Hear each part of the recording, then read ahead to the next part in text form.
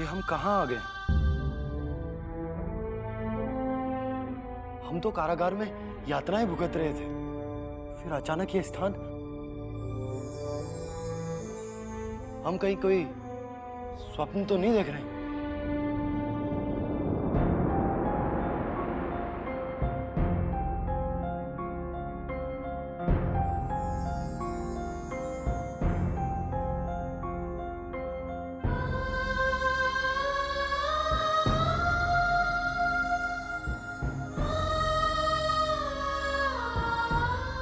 कोई है?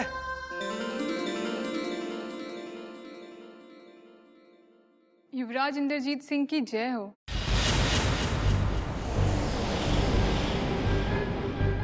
अब आपका स्वास्थ्य कैसा है युवराज? लगता है हमको स्वप्न ही देख रहे हैं, अन्यथा कारागार की यातना के स्थान पर इतना सम्मान। आप कोई स्वप्न नहीं देख रहे युवराज, ये सत्य है। और इस वक्त आप शिवगढ़ के कारागार में नहीं बल्कि शिवगढ़ के महल में हैं। यदि ये सत्य है तो हम यहाँ कैसे पहुंचे?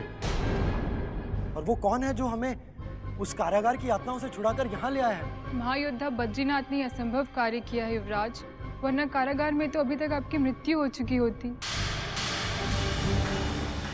महायोद्धा बद्रीनाथ ने हमें बचाया? परंतु महायोद्धा बद्रीनाथ ने हमें क्यों बचाया? और तुम कौन हो? मुझे मृणालिनी कहते हैं युवराज, और महायोद्धा बद्रीनाथ ने मुझे आपकी सेवा में भेजा है। बस इसके आगे अब मैं और कुछ भी बताने में असमर्थ हूँ युवराज, क्योंकि मुझे इसकी अनुमति नहीं है। ठीक है, हम अपने सारे प्रश्नों के उत्तर महायोद्धा बद्रीनाथ से ही लेंगे। उनसे हमारी भेंट कब होगी? वो आपसे भेंट करने के लिए कभी भी यहाँ आ सकते हैं युवराज। बस आपको धैर्यपूर्वक उनके आने की प्रतीक्षा करनी होगी, क्योंकि इस समय वो महल में नहीं है, महल से कहीं बाहर है। और अब आप विश्राम कीजिए युवराज।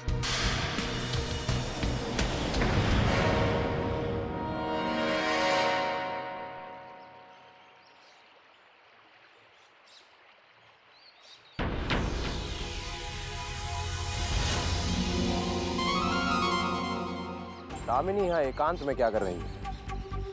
पता लगाना होगा आखिर ये किसकी प्रतीक्षा में है।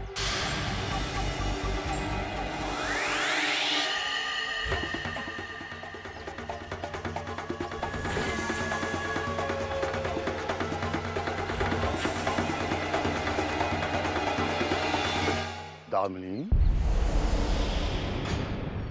किसकी प्रतीक्षा कर रही हो दामिनी? गुरुदेव आप, मैं बद्रीनाथ की प्रतीक्षा कर रही थी। तुम बद्रीनाथ की प्रतीक्षा क्यों कर रही हो? तुम्हें बद्रीनाथ से ऐसा कौन सा कार्य आ पड़ा जो तुम इस नितांत स्थान पर अकेली चली आई? आपने तो मुझे ये कार्य दिया है बाबा, क्या आप भूल गए? आज सुबह आपने बद्रीनाथ से युवराज को छुड़ाने की प्रार्थना करने के लिए कहा था, जिसे भवानी सिंह ने अगवा किया है। इसका तात्पर्य हुआ गुरुदेव बद्रीनाथ के साथ मिलकर युवराज को शिवगढ़ से मुक्त करा के चुनारगढ़ भेजने की योजना बना रहे हैं। परंतु भवानी कभी उन्हें सफल नहीं होने देगा। दामिनी को अब भटकना होगा। आप क्या सोच रहे हैं बाबा? किसी ने तुम्हें भटका दिया है बेटी, क्योंकि तुमसे कभी हमारी इस विषय पर कोई बात ही नहीं, और हमने तुमसे कभी महाबली बद्रीनाथ से मिलने के लिए भी नहीं कहा था। ये आप क्या कह रहे बाबा? आज सुबह ही तो आप मुझे यही मिले थे, और आपने ये भी कहा था कि रानी चंद्रकांता को उसके बिछड़े हुए पुत्र से मिलवाने का आपने वचन दिया है। हमारे रूप में अवश्य किसी बहुरूपीय शत्रु ने तुम्हें छला होगा दामिनी, क्योंकि हम आज सुबह यहाँ आए नहीं थे और हमारी तुमसे कोई मुलाकात ही नहीं हुई। क्या? तो कौन था वो बहरूपिया जो आपके वेश में कोई षड्यंत्र रच रहा है?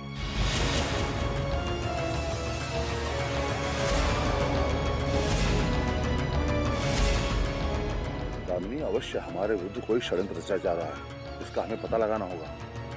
अब यदि हमारे स्वरूप में कोई बहुरूपी तुमसे मिल जाए तो संभल कर रहना। हम चलते हैं। ठहरो! इससे पहले कि हमारा भेद खुले, हमें तत्काल यहाँ से निकल जाना चाहिए।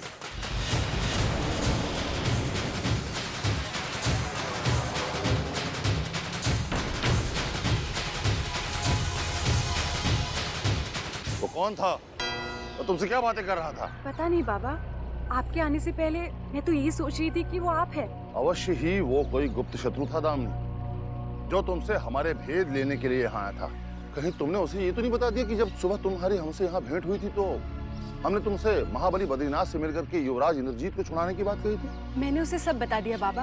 ये तुमने क्या अनर्थ कर दिया दामिनी? पता नहीं वो कौन था और अब हमारे विरुद्ध क्या षड्यंत्र करेगा। मुझे क्या पता था बाबा कि वो आप है या कोई और। यदि मुझे पता होता तो मैं ये भेद उसे कभी नहीं बताती। आगे से सावधान रहना दामिनी। अब वो गुप्त शत्रु हमारे स्वरूप में आकर के कोई न कोई छल और करेगा। हमें ये भी पता लगाना है कि वो कौन है और तुमसे मिलने का उसका उद्देश्य आखिर क्या था।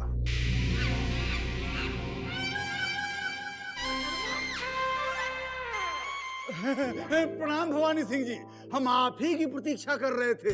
क्या है कि एक लंबे समय से आपसे भेंट नहीं हुई थी, बस हम मिलने चले आए। यदि हमारे योग्य कोई कार्य हो तो आप निसंकोच होकर कहिएगा, हमें बड़ी प्रसन्नता होगी। बस यही कहने चले आए थे हम। यदि तुम सत्य कह रहे क्रूर सिंह, तो हमारे पास तुम्हारे लिए एक ऐसा कार्य है कि यदि तुमने उसे पूर्ण कर दिया तो तुम्हारा नाम शिवगढ़ के योद्धाओं और महायोद्धाओं की सूची में आ जाएगा। महायोद्धाओं की सूची में? किंतु हम तो पहले से ही महायोद्धा हैं। फिर भी आप यदि कहेंगे तो हम आपके लिए कुछ भी करने को तैयार हैं, परंतु हमें करना क्या होगा? सबसे पहले तो क्रूर सिंह तुम इधर की बातें उधर करना तत्काल बंद कर दो और हमारे शिष्य बन जाओ। फिर देखना हम तुम्हें कहां से कहां पहुंचा देते हैं। आप ये मान लीजिए कि हमने अभी से आपको गुरु मान लिया। बताइए अब हमारे लिए क्या आदेश है? हमें सूचना मिली है क्रूर सिंह कि बद्रीनाथ पंडित जगन्नाथ के साथ मिलकर उस युवराज को चुनारगढ़ वापस भेजने की योजना बना रहे हैं जिसे हमने बंदी बनाया था।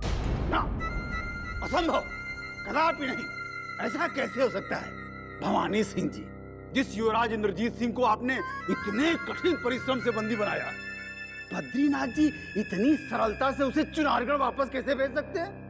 ना, कदापि नहीं। हमारे जीते जी तो ऐसा हो ही नहीं सकता। वैसे क्रूर सिंह तुम इसे रोकने के लिए क्या कर सकते हो? क्या कर सकते हैं? मतलब कुछ भी कर सकते हैं। हम अपने प्राण भी दे सकते हैं और यदि किसी ने हमारा मार्ग अवरुद्ध किया तो हम उसके प्राण ले भी सकते हैं। तो फिर समझो क्रूर सिंह, अब किसी के प्राण लेने का समय आ गया है।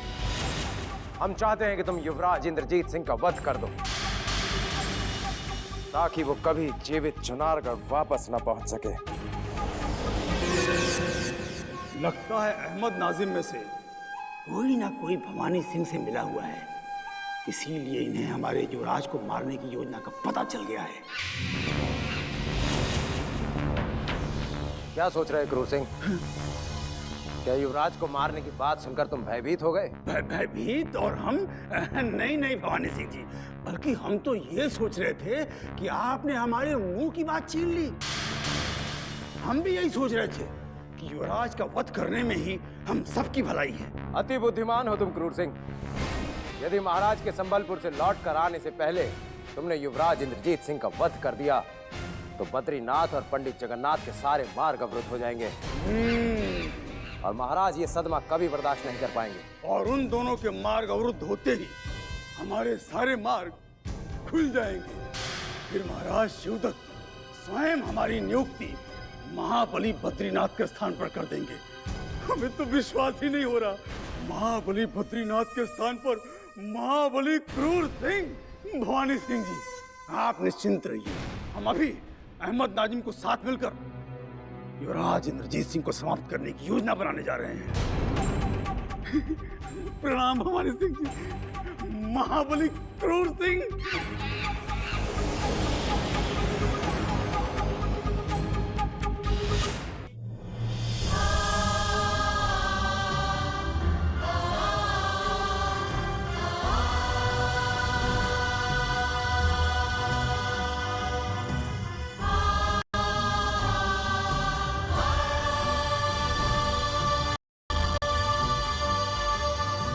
युवराज, आशा करती हूँ कि यहाँ आपको किसी तरह की कोई असुविधा नहीं हुई होगी। यदि आपको किसी भी वस्तु की आवश्यकता है तो आप मुझे तुरंत याद कर सकते हैं। कुछ नहीं चाहिए हमें। हमें बस स्वतंत्र कर दो यहाँ से। अरे हमें हमारे राज्य की बहुत याद आ रही है, हमें जाने दो। यदि मेरे वश में होता युवराज तो मैं इसी समय आपकी इच्छा पूर्ण कर देती, किंतु यहाँ से जाने की अनुमति महाराज शिवदत्त के सिवाय और कोई नहीं दे सकता। तो बताओ कहाँ है तुम्हारे महाराज शिवदत्त? हम उनसे मुलाकात करके दो टूक बात करना चाहते हैं। कह दो जाकर उनसे कि या तो युवराज को मृत्यु दंड दे दे या फिर उन्हें सम्मान पूर्वक स्वतंत्र कर दे। इतने क्रोधित होकर स्वयं को कष्ट ना पहुंचाइए युवराज, अभी आप पूरी तरह से स्वस्थ भी नहीं हुए हैं। तुम हमारी चिंता मत करो और शीघ्र ही बद्रीनाथ जी को यहाँ बुलाओ। हम उनसे पूछना चाहते हैं कि आखिर उन्होंने भवानी सिंह के कारागार से हमें क्यों मुक्त कराया और इस अतिथि गृह में हमें बंदी बनाकर वो हमसे क्या प्राप्त करना चाहते हैं। बद्रीनाथ जी के लिए आप अपने मन में कोई संदेह ना रखें युवराज, शिवगढ़ में अब वो आपके रक्षक हैं। रक्षक नहीं, राक्षस है सब। घुटन होने लगी अब हमें यहाँ, अकेला छोड़ दो हमें।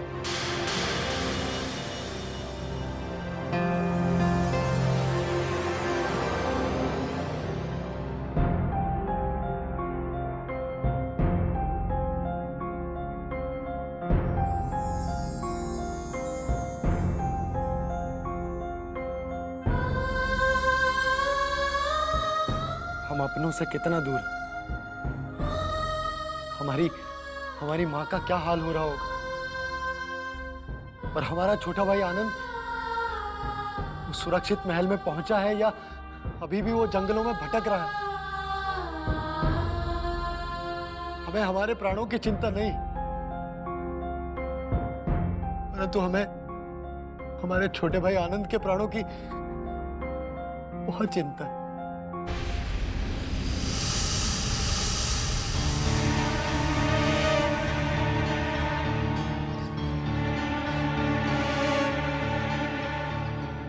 अब तक हमारे महायोद्धा अभिमन्यु जी भी नहीं आए और उन्हें खोजने गए परमवीर सिंह जी भी न जाने कहां विलुप्त हो गए। इतना समय हो गया उन्हें गए हुए, अवश्य वो कोई संकट में पड़ गए होंगे। इस जंगल में कुछ भी हो सकता है, अब ये सिद्ध हो चुका है। लगता है परमवीर सिंह किसी संकट में फंस गए, उनकी सहायता के लिए हमें जाना ही होगा। ठहरो,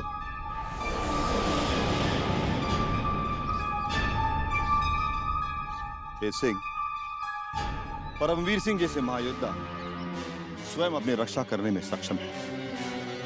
आप उन्हें खोजने में अपना समय नष्ट न कीजिए, धैर्य रखिए।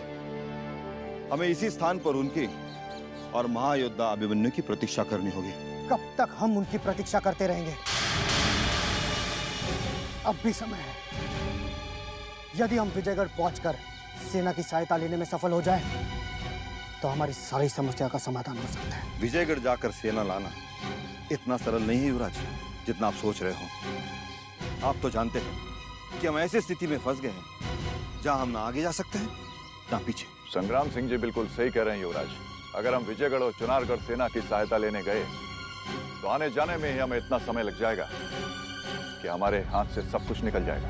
तो अब हम क्या करें?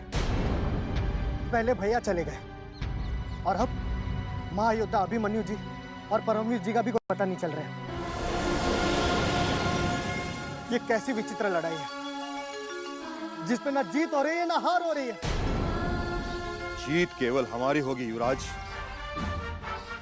क्योंकि विजयगढ़ और चुनारगढ़ के समस्त योद्धा शत्रु की सीमा में भटक रहे हैं। संसार में किसी मां ने ऐसे पुत्र को जन्म नहीं दिया जो इन महायोद्धाओं को शिकस्त दे सके।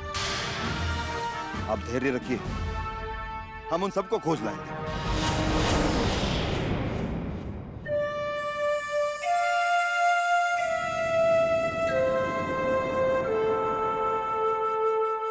युवराज,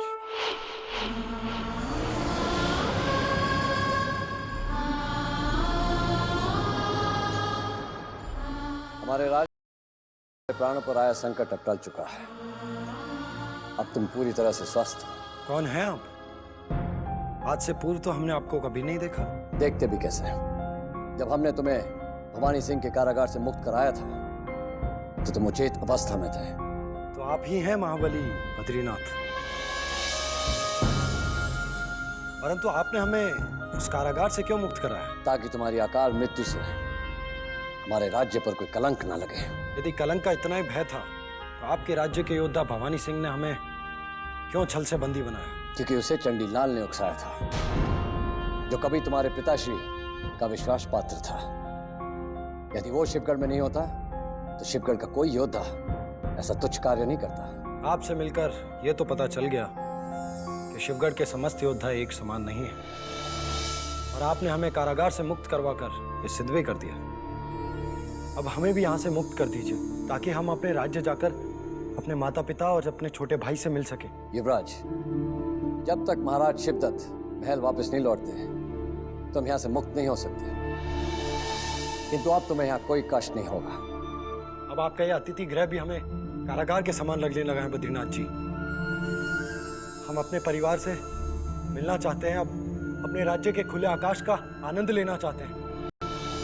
यदि आपने शीघ्र ही यदि मुक्त नामुक्त करने का अधिकार बद्रीनाथ के हाथों में होता तो शायद स्थिति कुछ और होती।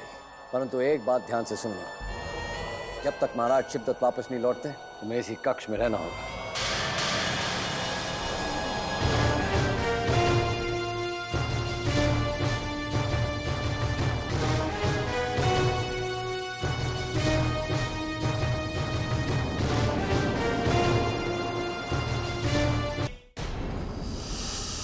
महाबली बद्रीनाथ, मैं आप ही को खोज रहा था। महल छोड़कर जाने से पहले मैं आपके दर्शन करना चाहता था।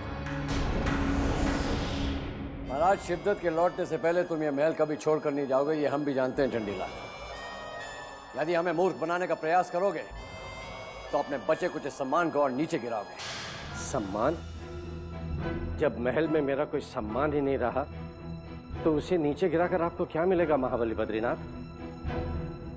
सारा महल मुझे घृणा की दृष्टि से देख रहा है, इसलिए महाराज की अनुपस्थिति में मेरा यहाँ से निकल जाना ही बेहतर है। एक माँ से उसका पुत्र छीनने का प्रयास करोगे तो सारा संसार तुमसे घृणा ही करेगा चंडीलाल। उम्मीद है कि अब तक ये सत्य तुम्हें समझ में आ गया होगा। लेकिन किसी की समझ में ये नहीं आया कि यह घृणित कार्य केवल मैंने अपने लिए नहीं, महाराज शिवदत्त के आदेश का पालन करने के लिए किया था। रक्त की एक बूंद बहाए बिना उन्हें युद्ध में विजय दिलाने के लिए किया था, जिसे आज भी मैं दोहराता हूं। मत करो यह सत्य।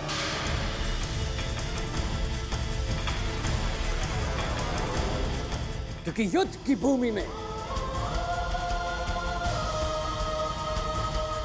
रक्त का भोग चढ़ाए बिना न कभी किसी को जीत मिली है न कभी मिलेगी। और चाहे तुम जितना भी प्रयास कर लो चंडीलाल, एक महायोद्धा के सामने तुम्हारी चाल कभी सफल नहीं होगी। इसलिए कहता हूं कि लौट जाओ। इसमें शिवगढ़ का और खास करके तुम्हारा भला है। भले और बुरे की सीख मैंने शिवगढ़ में आके सीखी। यदि पंडित जगन्नाथ मुझे पहले ही बताते थे कि महाराज शिवगढ़ में उनके स्वामी भक्तों को मेरा यहाँ आना अच्छा नहीं लगेगा तो मैं यहाँ पर कभी नहीं आता। लेकिन अब जब तक महाराज शिवदत्त वापस लौट कर नहीं आते मैं महल के चौखट में कदम नहीं रखूंगा। ये मेरा प्रण है। ठहरो।